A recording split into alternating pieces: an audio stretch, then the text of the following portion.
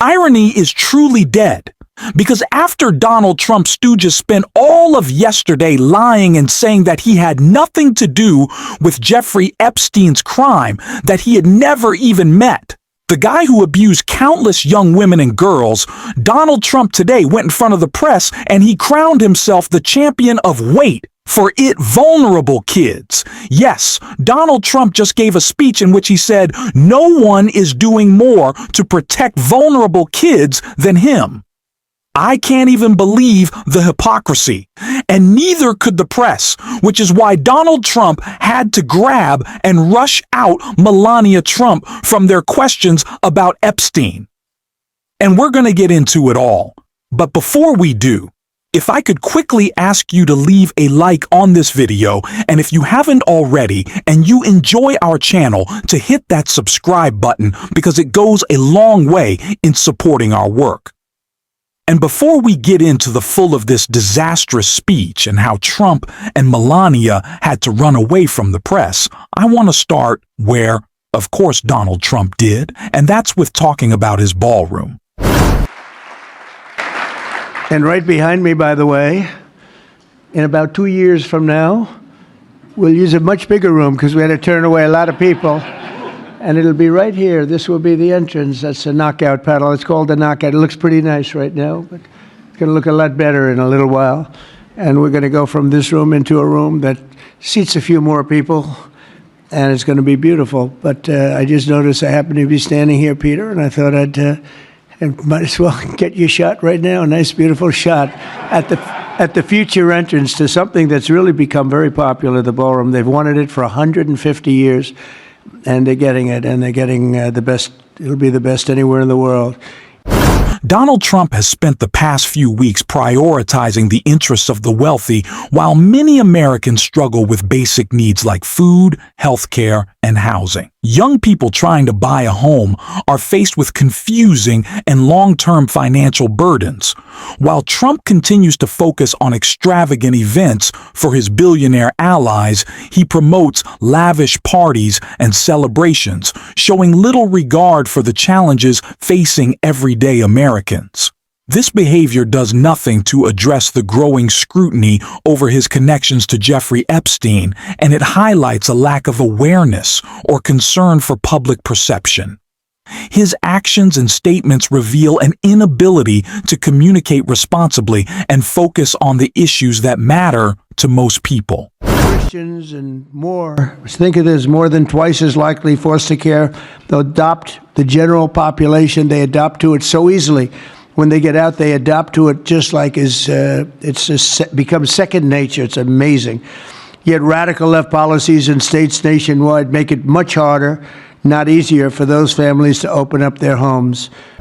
The most strikingly problematic part of this speech and press conference was how it ended, though the beginning and middle were far from impressive as well.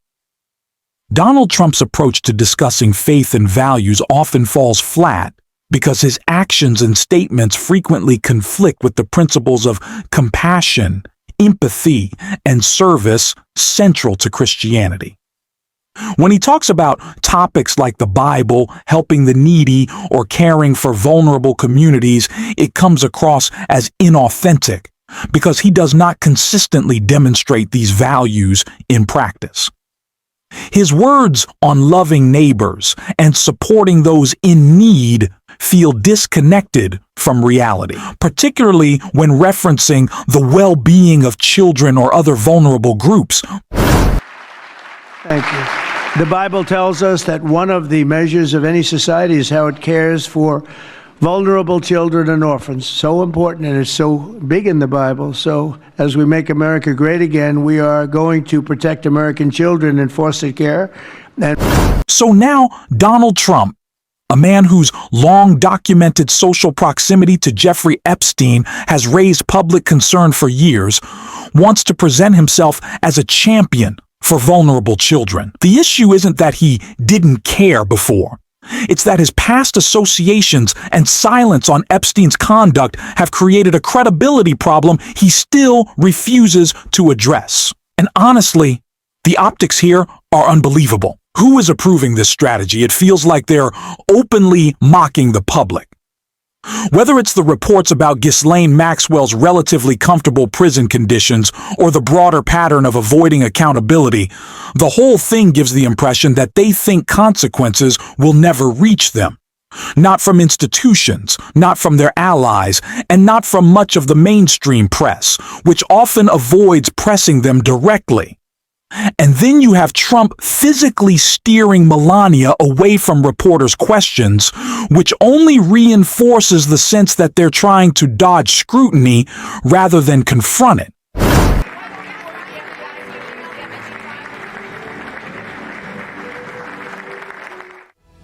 At this point, after watching both Trump and Melania avoid questions, I think a lot of people would like to see everyone involved answer questions under oath, including Melania.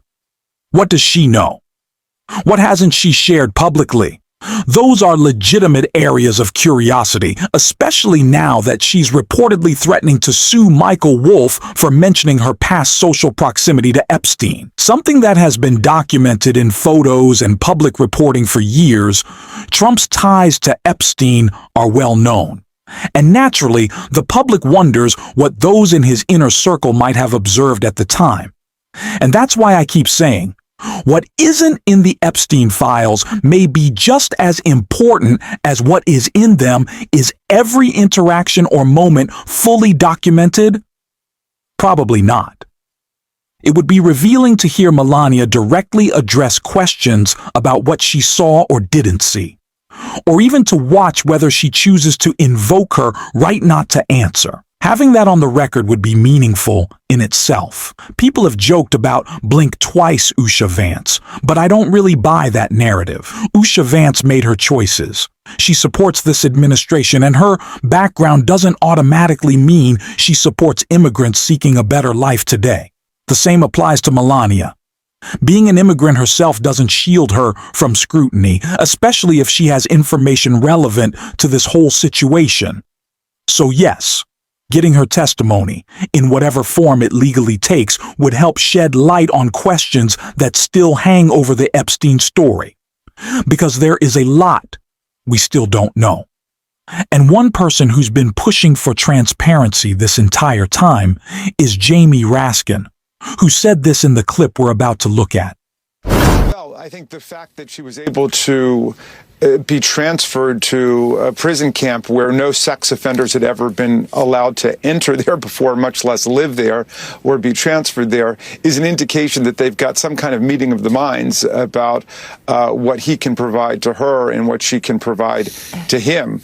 He obviously doesn't want anybody who can verify the kinds of explosive things that have just come out from our colleagues at the Oversight Committee through the Epstein estate to be verified and attested to by somebody who can go and testify about them. That's why Trump sent his number 2 at the Department of Justice, Todd Blanche, over to talk to her immediately after she was subpoenaed by the Oversight Committee. And they wanted to make sure that they had an understanding that she would not say anything about Trump that could get him into trouble. And then she would seem to be on a glide path towards clemency. And she was, to demonstrate their good faith, she was sent over to this camp. She gets to play with puppies there. She gets food brought room service style directly to her prison cell. And then there's this free speech clampdown on all of the other inmates there who are being told that they will get in trouble if they say anything about her. And one of them was actually transferred to a much harsher prison, a greater security prison, because she did talk to the press about it. And so there's a regime of fear there. And our whistleblower has come forward with a lot of bravery to tell us what's taking place. But all of it is an indication of what kind of quid pro quo is kind of coming into view right now. I keep saying this. Maybe because it's become a personal crusade at this point, but let's look at all of this through the lens of Snap for a second. Seriously, the entire conversation on right-wing Twitter and the talking points coming from Fox shifted the moment they realized the whole undocumented immigrants are stealing your health care.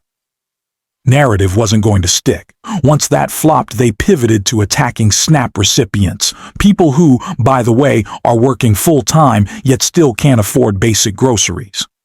Maybe that says more about our economic system than it does about the people relying on food assistance. The same crowd melting down over someone buying Dijon mustard or a box of cookies with food stamps. Terrifying, apparently. Has absolutely nothing to say about the reported conditions Ghislaine Maxwell has had in prison. The stories about her being treated like she's in a 5-star resort, practically a Trump hotel-level setup with staff catering to her needs, a 4-person cell to herself, and even an unlimited supply of toilet paper. Somehow, that doesn't spark any outrage. Not a whisper. It's strange. Almost like these folks aren't exactly consistent in their principles. Almost like MAGA talking heads might be a bit shaky. Maybe even hypocritical. What a totally shocking, unheard of concept. I'm exhausted by the double standards. And clearly, so is Jamie Raskin. Because once again, listen to what he had to say. You have fears that he will, at some point, pardon Ghislaine Maxwell. Well, the whistleblower who's come forward to the Judiciary Committee confides in us that she's preparing commutation papers in prison, and actually the warden of the prison has been helping to shuttle them back and forth electronically with her lawyers as she edits them. So it seems overwhelmingly likely that that is in the process, and that's all part of this very, very sweetheart contract deal she got to be switched out of a real prison into a prison camp, and even there basically be treated like a guest at a Trump hotel with 5-star concierge service. I've had it. Everyone involved needs to face real accountability, and I'm not backing down from calling it out. I know some people would love for me to drop this, but I won't. If you want to support the work, make sure to hit that subscribe button, leave a like, and if you made it all the way to the end, drop a blue heart in the comments. And until next time, I will see you soon.